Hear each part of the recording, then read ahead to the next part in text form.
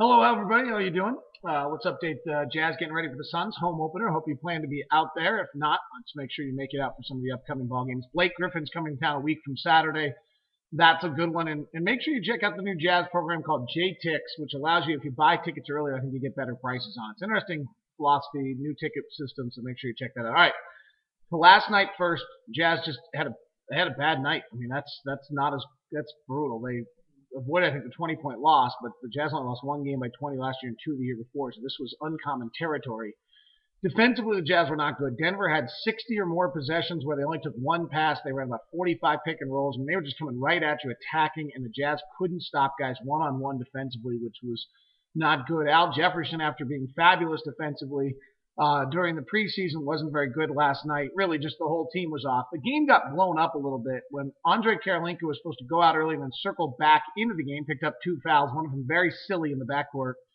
And then C.J. Miles came in and he got two fouls, and all of a sudden Jerry's rotations were way out of whack, and you had guys on the floor that couldn't score, and you had Ronnie Price, Earl Watson, Gordon Hayward, Jeremy Evans, and Francisco Elson on the floor together. I just don't know where you're getting points out of that system, and the system had to be the way, and that just made it a particularly difficult ball game for the Jazz. Somebody tweeted me at dlocke09's if you want to follow me about when was the last time the Jazz ever played two rookies in the first quarter together. I think that's a pretty legitimate point that does not happen very often. Now to tonight's game, Jazz got to get going offensively. These are two teams coming from a similar standpoint. Ron Boone and I will talk about it. Both of them lost their primary scorer, Carlos Boozer and Amari Stoudemire. Al Jefferson's replacing Carlos. Hedo Turkoglu's replacing Amari. And both teams struggled offensively in their first game. Phoenix, when it got down to, tough times, suddenly went totally dry against Portland. Got outscored 31-11. So two of the best offensive teams in the league last year, and they went completely dry on the offensive end in their first games. We'll look at that.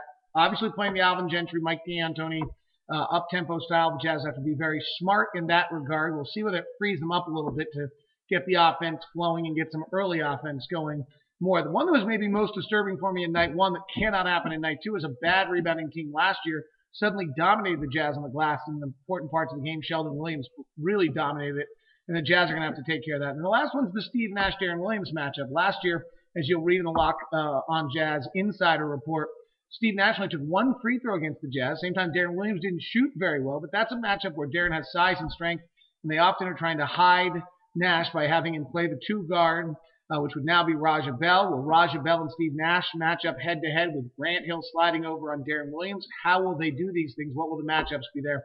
It's another thing Ron and I will match. It's an 8:30 start, only local broadcasters, Ron and I, on the broadcast, so make sure you tune in on the radio. If you have not got it yet, pick up your iPhone or your Android phone and get the NBA Game Time app. I think for $10 you get all the radio calls. I was listening to Brian Seaman, the LA Clippers announcer last night. He called a great game, by the way.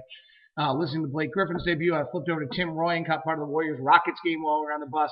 So make sure you check all those things out. Monte Ellis, 48 last night. So, all right, we're all set. Hopefully get a win tonight. And then Oklahoma City on Sunday. Get your tickets. If you don't have them already, there are still some available for open night. And we look forward to having you there.